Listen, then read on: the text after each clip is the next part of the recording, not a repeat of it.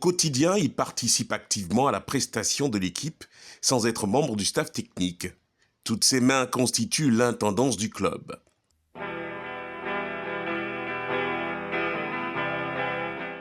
C'est celui qui est en contact avec le président. C'est celui qui est habilité à faire les courses, hein, et qui travaille de mèche avec le chef matériel. Je suis chargé de matériel, surtout les ballons, les coups, et m'assurer que les choisis soient propres. Dès que j'arrive à l'entraînement, je dépose les cônes sur le terrain, mis les ballons, les choisis, tout et tout.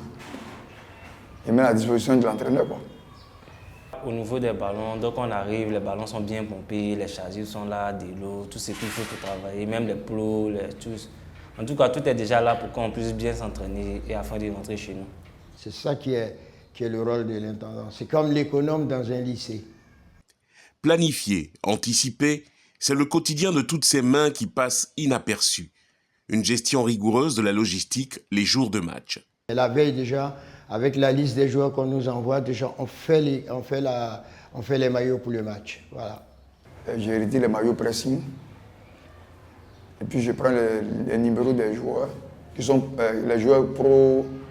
J'essaie de ranger, mettre dans le sac. Et puis laver les ballons, les cônes, la glacière. Puis payer la glace, et puis j'enchaîne ça au terrain. Sans la domicile, j'avais 20 maillots.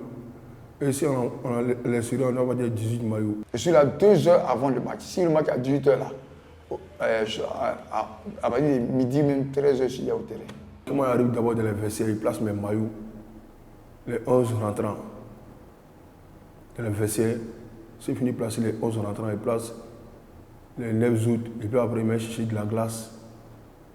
Puis je mets acheter banane orange pour le dessert avant la mi-temps. Présent partout, depuis les vestiaires jusqu'à l'aire de jeu, l'intendant et le responsable du matériel font partie intégrante de la vie sociale de l'équipe. Mes joueurs, c'est comme mes enfants, toujours en entraînement, on a la tâche, on s'amuse. Souvent on s'écrit dessus, mais lui après ça passe. Parce que déjà on gagne, on a des primes ensemble, on perd des primes ensemble. Et on perd aussi des points ensemble. Donc du coup, même quand on gagne, on célèbre tous ensemble. Et puis après, on oublie ça, on passe à un autre match encore.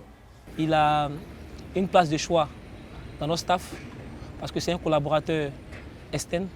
Voilà. Et puis je ne rentre pas aussi dans le travail de l'entraîneur. Après, il a aussi son avis à donner. Et cet avis aussi, on le prend en compte pour pouvoir être efficace des deux côtés, aussi bien nous que lui.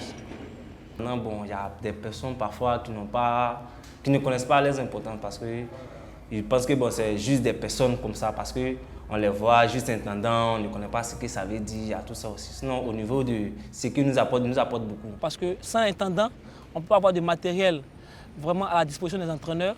Il faut avoir le matériel vraiment bien rangé, il faut avoir le matériel bien propre. Et ça, c'est le rôle de l'intendant qui, à chaque fois, par son efficacité, par sa passion et par sa disponibilité à mettre le matériel à la disposition des entraîneurs, ça fait que le travail est efficace et je pense que c'est un rôle très important dans le staff. Pour s'imposer dans cet environnement à la fois collectif mais individualiste, des qualités sociales sont obligatoires. Pour être intendant, c'est la patience, c'est la passion. J'aime le truc, quoi. Tu dois obéir à ce que le coach et puis les joueurs te disent. C'est grâce aux joueurs et les coachs que nous sommes là. Avec tout ce que tu travailles, il faut être poli avec eux. Avec les joueurs, vous devez vous respecter. Les maillots sont bien, les ballons sont bien pompés, les chasubles, tout est bien propre. Déjà, on sait que déjà, s'il fait ça déjà, c'est que c'est déjà quelqu'un qui est déjà propre à la base. Parce que s'il n'est pas propre, nous, on va ressentir ça. Il y a l'efficacité, il y a l'assiduité, également il y a la capacité à pouvoir travailler sous pression. C'est une question de confiance en fait. Hein?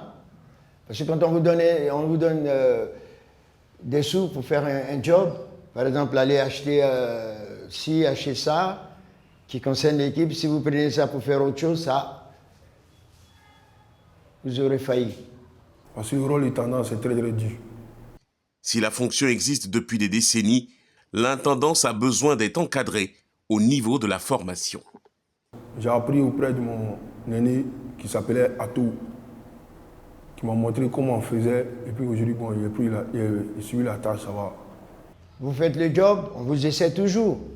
Et quand ça marche, bon, on vous garde. Sinon, je n'ai pas suivi de formation. C'est ça. Ouais, j'ai préféré suivre une formation d'être étendant professionnel, un jour peut-être à l'équipe nationale, grâce à S.C. Mouna.